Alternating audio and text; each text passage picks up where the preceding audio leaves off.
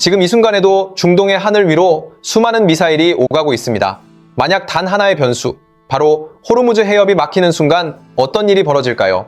국제 유가는 통제 불능 상태로 치솟고 기름 한 방울 나지 않는 대한민국은 단숨에 숨통이 조여오는 위기에 직면하게 됩니다. 문제는 여기서 끝나지 않습니다. 우리는 흔히 이렇게 생각합니다. 미국에도 석유가 있고 유럽 북해에도 고품질 원유가 넘치는데 굳이 왜 가장 불안정한 중동에 의존해야 할까? 하지만 이 질문의 답은 생각보다 훨씬 냉혹합니다. 대한민국은 이미 되돌릴 수 없는 선택을 해버렸기 때문입니다.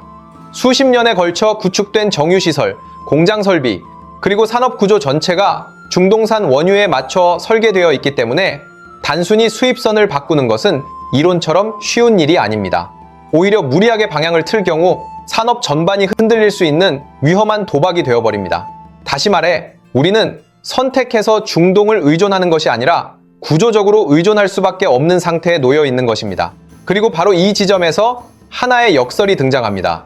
세계에서 가장 불안정한 지역에 대한 의존이 아이러니하게도 대한민국 제조업을 세계 정상으로 끌어올린 핵심 동력이었다는 사실입니다.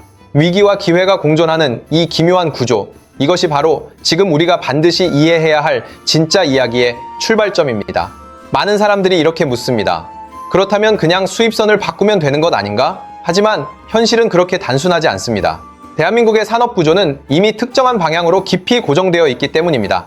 수십 년 전 한국이 본격적으로 산업화를 추진하던 시기에 선택했던 원유가 바로 중동산 원유였고, 그 선택은 단순한 거래가 아니라 국가 전체의 시스템을 결정짓는 기준이 되어버렸습니다. 정유 공장은 물론이고 석유화학 설비, 생산 공정, 심지어 제품 설계까지 모두 중동 원유의 성질에 맞춰 최적화되어 구축되었습니다. 중동산 원유는 황함량이 높고 점성이 강해 정제 과정이 까다롭지만 대신 특정 부산물을 대량으로 얻을 수 있는 구조를 가지고 있습니다. 한국 기업들은 바로 이 특성에 맞춰 설비를 설계하고 효율을 극한까지 끌어올리는 방향으로 기술을 발전시켜 왔습니다. 문제는 여기서 발생합니다. 만약 갑자기 WTI나 브렌트 같은 저항의 고급 원유로 바꾼다면 어떻게 될까요? 겉으로 보기에는 더 좋은 선택처럼 보이지만 기존 설비에서는 오히려 효율이 떨어지고 생산 구조가 무너질 가능성이 큽니다. 이는 단순히 원료만 바꾸는 문제가 아니라 수십조 원 규모의 설비를 다시 설계해야 하는 수준의 변화이기 때문입니다. 결국 한국은 이미 되돌릴 수 없는 길을 선택한 셈입니다. 한번 구축된 산업 구조는 쉽게 방향을 틀 수 없고 그 구조 위에서 최적의 효율을 끌어내는 것이 유일한 선택이 되어버립니다. 이것이 바로 대한민국이 다른 선택지를 알면서도 중동 원유에서 벗어나지 못하는 근본적인 이유입니다. 석유 가격 이야기가 나올 때마다 빠지지 않고 등장하는 이름이 있습니다. 바로 WTI, 즉 서부 텍사스산 원유입니다. 이 기름은 단순한 미국산 원유가 아니라 전 세계 석유 시장에서 기준으로 통하는 상징적인 존재입니다. 그 시작은 19세기 말로 거슬러 올라갑니다. 당시 미국 석유 산업의 중심은 동부 펜실베이니아였지만 기존 유전이 점차 고갈되면서 사람들의 시선은 서부로 향하게 됩니다. 그리고 20세기 초 텍사스 서부에서 엄청난 규모의 유전이 발견되며 새로운 시대가 열렸습니다. 기존 원유와 구분하기 위해 웨스트 텍사스라는 이름이 붙었고 이것이 바로 WTI의 탄생이었습니다. 이 원유가 특별한 이유는 그 품질에 있습니다. 황함량이 매우 낮고 불순물이 적어 정제 과정이 쉽고 휘발유와 경유 같은 고부가 가치 제품을 높은 효율로 뽑아낼 수 있습니다. 그래서 업계에서는 스위트 오일, 즉 달콤한 기름이라는 별명으로 불리기도 했습니다. 이러한 특성 덕분에 WTI는 단순한 상품을 넘어 전 세계 석유 가격을 결정짓는 핵심 지표로 자리 잡게 됩니다. 국제시장에서 거래되는 수많은 원유 가격이 바로 이 WTI를 기준으로 움직이기 때문입니다. 다시 말해 WTI는 품질이 좋은 기름일 뿐만 아니라 글로벌 에너지 시장의 기준점이자 출발선 역할을 하는 존재인 것입니다. WTI가 품질의 기준이라면 전 세계 석유 시장의 흐름을 실제로 움직이는 또 하나의 축이 있습니다. 바로 브렌트유입니다. 이 원유는 영국과 노르웨이 사이 북해 한가운데에서 생산되며 품질 또한 WTI에 뒤지지 않을 만큼 우수한 것으로 평가받습니다. 하지만 브렌트유가 진정으로 강력한 이유는 따로 있습니다. 바로 압도적인 물류 경쟁력입니다. WTI는 내륙인 텍사스에서 생산되기 때문에 파이프라인을 통해 이동한 뒤 다시 선적해야 하는 복잡한 과정을 거칩니다. 반면 브렌트유는 애초에 바다 위에서 생산되기 때문에 원유를 뽑는 즉시 바로 유조선에 실어 전 세계로 운송할 수 있습니다. 이 구조는 시간과 비용을 동시에 절감하는 결정적인 장점으로 작용합니다. 흥미로운 점은 실제 생산량입니다. 북해 유전은 점차 고갈되면서 브렌트유의 생산 비중은 전 세계의 극히 일부에 불과합니다. 그럼에도 불구하고 국제 원유 거래의 상당수가 브렌트 가격을 기준으로 이루어지고 있습니다. 그 이유는 바로 접근성과 투명성에 있습니다. 바다 위에서 자유롭게 거래되고 다양한 지역으로 빠르게 이동할 수 있는 구조 덕분에 시장 참여자들이 가장 신뢰하는 기준이 된 것입니다. 결국 브렌트유는 단순한 원유를 넘어 물류와 시장 구조가 만들어낸 글로벌 가격의 중심축으로 자리 잡은 셈입니다. 이제 가장 현실적인 선택, 바로 두바이유 이야기를 해보겠습니다. 앞서 살펴본 WTI와 브렌트유가 고급 원유라면 두바이유는 정반대의 위치에 서 있습니다. 이 원유는 황합량이 높고 점성이 강해 정제 과정이 까다롭고 불순물도 많아 업계에서는 흔히 무거운 기름으로 분류됩니다. 같은 배럴의 원유를 정제하더라도 고급 휘발유나 항공유의 수율은 낮고 대신 나프타나 벙커유 같은 상대적으로 가치가 낮은 부산물이 많이 쏟아지는 구조입니다. 그래서 가격 역시 WTI나 브렌트보다 배럴당 몇 달러 이상 저렴하게 거래됩니다. 겉으로 보면 명확한 열세입니다. 품질도 떨어지고 정제도 어렵고 얻을 수 있는 결과물도 제한적이기 때문입니다. 하지만 바로 이 지점에서 예상 밖의 반전이 시작됩니다. 만약 하루 수백만 배럴을 수입하는 국가라면 이야기가 완전히 달라집니다. 배럴당 몇 달러의 차이는 단순한 숫자가 아니라 연간 수조 원 규모의 비용 차이로 확대되기 때문입니다. 고급 원유를 선택해 편하게 정제할 것인가? 아니면 값싼 원유를 들여와 더 많은 공정을 거쳐 이익을 극대화할 것인가? 이 선택은 단순한 품질 문제가 아니라 국가 산업 전략의 문제로 이어집니다. 실제로 WTI와 브렌트는 좋은 기름이지만 비싼 만큼 원가 부담이 크고 안정적인 대량 공급에서도 한계가 있습니다. 반면 두바이유는 품질은 떨어지지만 가격 경쟁력과 공급 안정성에서 압도적인 강점을 가지고 있습니다. 결국 시장은 단순히 좋은 것을 선택하지 않습니다. 가장 효율적인 것을 선택합니다. 그리고 이 냉혹한 기준 속에서 두바이유는 약점이 아니라 오히려 강력한 무기로 변합니다. 값싸고 대량으로 안정적으로 확보할 수 있는 이 원유는 특히 제조업 중심 국가에게 있어 결정적인 경쟁력이 됩니다. WTI와 브렌트가 품질로 승부하는 동안 두바이유는 가격과 구조로 시장을 파고든 것입니다. 바로 이 지점에서 진짜 질문이 시작됩니다. 왜 대한민국은 이 나쁜 기름을 선택했고 어떻게 그것을 기회로 바꿔냈을까요? 석유에 대해 이야기할 때 많은 사람들이 떠올리는 장면이 있습니다. 거대한 공룡이 죽어 땅속에 묻히고 그것이 수억 년에 걸쳐 기름으로 변했다는 이야기입니다. 하지만 이 유명한 이야기는 사실과는 거리가 있습니다.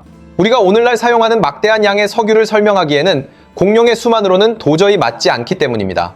석유의 진짜 기원은 훨씬 작고 눈에 보이지도 않을 정도로 미세한 존재에서 시작됩니다. 바로 고대바다를 가득 채웠던 플랑크톤입니다. 이 작은 생명체들은 수억 년 전 바다 위를 떠다니다가 수명이 다하면 바닥으로 가라앉았고 그 위로 흙과 모래가 층층이 쌓이면서 거대한 퇴적층이 형성되었습니다. 이후 오랜 시간 동안 지열과 압력이 더해지면서 이 유기물은 점차 화학적으로 변형되어 우리가 아는 석유로 바뀌게 됩니다. 그렇다면 같은 플랑크톤에서 출발했는데 왜 어떤 원유는 맑고 깨끗한 고급유가 되고 어떤 것은 끈적하고 불순물이 많은 저급유가 되었을까요? 그 해답은 당시 지구의 지각 구조와 환경 조건에 숨어 있습니다. 예를 들어 중동 지역은 과거 따뜻한 바다였지만 지각 변동으로 인해 바닷물이 빠져나가지 못하고 갇히면서 수온이 상승하고 결국 물이 증발해 두꺼운 소금층이 형성되었습니다. 이 소금층은 일종의 뚜껑 역할을 하며 석유를 밖으로 빠져나가지 못하게 했고 덕분에 막대한 양의 원유가 축적될 수 있었습니다. 하지만 동시에 이 과정에서 소금 성분과 불순물이 섞이면서 황함량이 높은 무거운 원유가 만들어지게 됩니다. 반면 미국과 유럽 지역은 이러한 소금층이 상대적으로 적었기 때문에 석유가 생성되는 과정에서 불순물이 자연스럽게 걸러졌고 그 결과 더 깨끗하고 가벼운 고급 원유가 형성되었습니다. 결국 석유의 품질은 단순히 원료의 문제가 아니라 수억 년 전 지구 환경이 만들어낸 결과물인 셈입니다. 같은 시작점에서 출발했지만 전혀 다른 성질을 가지게 된 이 차이가 오늘날 글로벌 에너지 시장의 구조를 결정짓는 핵심 요인이 되었습니다. 그렇다면 이제 가장 현실적인 질문에 도달하게 됩니다. 왜 대한민국은 품질이 더 좋은 원유를 두고 굳이 중동산 원유를 선택했을까요? 그 답은 의외로 단순하면서도 냉정합니다. 바로 물류와 비용입니다. 지도를 펼쳐놓고 보면 이 차이는 더욱 명확해집니다. 미국 텍사스에서 한국까지 원유를 운송하려면 파나마 운하를 통과하거나 아프리카 희망봉을 돌아야 합니다. 이 과정에는 최소 50일에서 60일에 달하는 긴 시간이 소요됩니다. 유럽 북해에서 출발하는 브렌트유 역시 상황은 크게 다르지 않습니다. 반면 중동에서 한국까지의 거리는 훨씬 짧습니다. 이미 수십 년간 구축된 해상 항로를 통해 약 25일에서 30일이면 원유가 한국에 도착합니다. 단순히 시간만 절반으로 줄어드는 것이 아닙니다.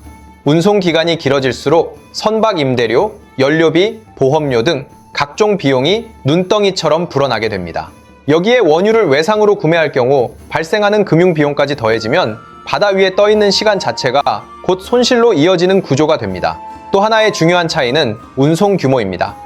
중동 노선에는 초대형 유조선이 투입되어 한 번에 수백만 배럴의 원유를 실어 나를 수 있습니다. 하지만 미국 텍사스 지역은 수심이 얕아 이러한 대형 선박이 직접 접근하기 어렵고 상대적으로 작은 선박을 여러 번 나눠 운송해야 하는 비효율적인 구조를 가지고 있습니다. 이는 곧 배럴당 운송 비용 상승으로 직결됩니다. 결국 하루 수백만 배럴을 소비하는 대한민국 입장에서는 이 차이가 치명적일 수밖에 없습니다. 빠르고 싸고 대량으로 들여올 수 있는 경로를 선택하는 것은 선택이 아니라 생존의 문제였던 것입니다. 품질보다 중요한 것은 안정적인 공급과 비용, 경쟁력, 그리고 이를 뒷받침하는 물류 구조였습니다. 바로 이 이유 때문에 대한민국은 지금까지도 중동이라는 선택을 유지할 수밖에 없는 것입니다. 이제 마지막으로 가장 중요한 질문이 남습니다. 왜 대한민국은 나쁜 기름이라 불리는 중동 원유를 선택했고 그 선택이 어떻게 기적 같은 결과로 이어졌을까요? 그 핵심에는 바로 나프타가 있습니다.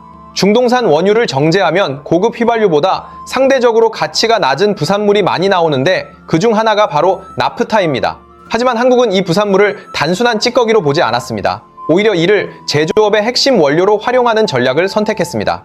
플라스틱, 합성섬유, 각종 화학제품은 물론 반도체 공정에 들어가는 첨단 소재까지 나프타에서 출발합니다. 이른바 제조업의 쌀이라 불리는 이유가 여기에 있습니다.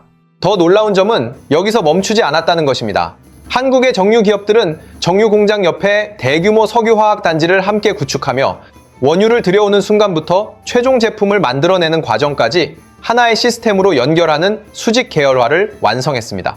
여기에 더해 남들이 버리는 저급 잔여유까지 다시 분해해 고부가 가치 연료로 바꾸는 고도화 설비에 막대한 투자를 감행했습니다.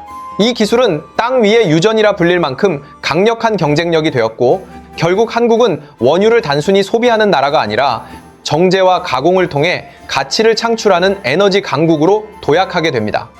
결국 중요한 것은 원료의 질이 아니라 그것을 어떻게 활용하느냐였습니다. 아무도 주목하지 않았던 저급 원유에서 기회를 발견하고 이를 산업 전반으로 확장시킨 전략이 대한민국을 세계적인 제조 강국으로 끌어올린 것입니다. 기름 한 방울 나지 않는 나라가 기술 하나로 에너지 시장에서 새로운 가치를 만들어낸 이 이야기는 위기를 기회로 바꾸는 진짜 힘이 무엇인지를 보여주는 가장 강력한 증거입니다.